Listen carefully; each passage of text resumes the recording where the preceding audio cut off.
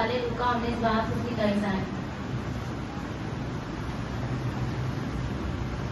پھر شگیرد سے کہا دیکھ تیری ماں یہ ہے، اور اسی وقت وہ شگیرد اسے اپنے گھر لے گیا۔ مسیح کے ساتھ سلیبی کلمات میں سے یہ تیسرا کلمہ ہے۔ یہ کلمہ جمعے کی دوپہر ہمارے نجات دہندہ کے لب مبارک سے نکلا۔ اپنے بیٹے کی طرح مریم بھی غم سے آشنا تھی۔ اس کی زندگی میں غم کا آغاز لوکا پہلے باب سے ہی شروع ہوتا ہے۔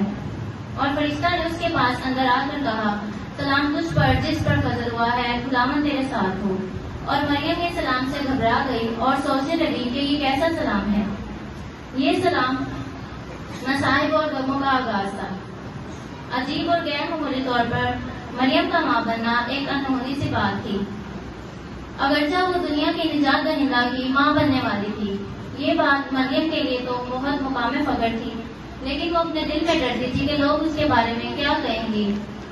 لیکن اس نے اپنے خدا کی مرضی کو قبول کیا اور کہا دیکھ میں خدا کی بندی ہوں، میرے لیے تیرے قول کے موافق ہوں۔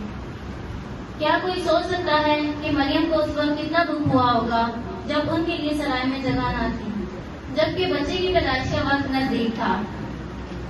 اس کے غم کا اندازہ کون لگا سکتا ہے جب اس نے سنا کہ ہیرودیس اس کے بچے کو قتل کروانا چاہتا ہے۔ اسے اپنی زندگی کے لیے ملک چھوڑنا پڑا۔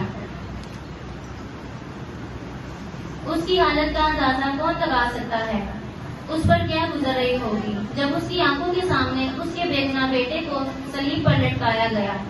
وہ صلیب کے پاس ہوتے ہوئے بھی اپنے بیٹے کی مدد نہیں کر سکتی تھی۔ وہ کیسی بے بس ہو گئی کہ وہ اپنے بیٹے کو بچا نہیں پا رہی۔ لیکن آج یہ ہم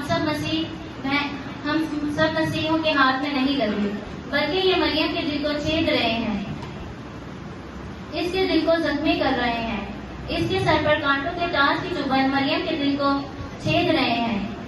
دشمن کی لان تان سن کر مریم کا دل پھٹا جا رہا ہے۔ فرشتہ کے پیغام مریم کے کانوں میں گونجتا ہے کہ وہ بزرگ ہوگا اور خدا تعالیٰ کا بیٹا کہلائے گا، اور خداوند خدا باپ داؤد کا تخت اسے دے گا۔ وہ یعقوب کے گھرانہ پر ابد تک بادشاہی کرے گا، اور اس کی بادشاہی کا آخر نہ ہوگا۔ مریم یہ باتیں سوچ رہی ہے کہ کیا فرشتہ نے اسے فریب دیا؟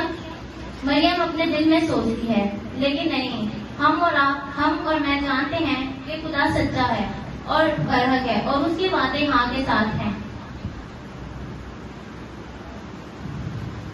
یہ صلیب اسی تخت و تاج اور جلال اور بزرگی کی طرف پہلا قدم تھا۔ اسی وجہ سے جلال بزرگی ہمارے پیارے خدا یسوع مسیح کو ملتی ہے۔ میں اور آپ ہم سب جانتے ہیں کہ یہ والدین کی عزت کرنے کا نمونہ ہے۔ یہ مسیح کے پاس یوحنا کی واپسی کے بارے میں بتاتا ہے۔ روحانی امور میں ہمیں چاہیے کہ ہم اپنی دنیاوی ذمہ داریوں کو نہیں بھولیں۔ یہ مسیح کی شخصیت اور دو ذاتوں کے اتحاد کو پیش کرتا ہے۔ ہمارے والدین ہمارے سکھ کے لیے دکھ اٹھاتے ہیں تو ہم پر بھی فرض بنتا ہے کہ اپنے ماں باپ کی عزت کریں۔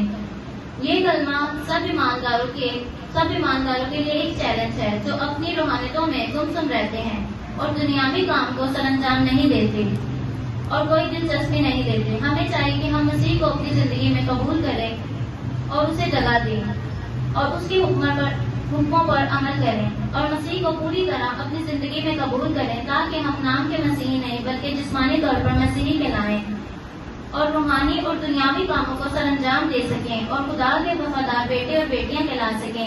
خدا اس کلمے کے وسیلہ سے آپ سب کو برکت دے، آمین۔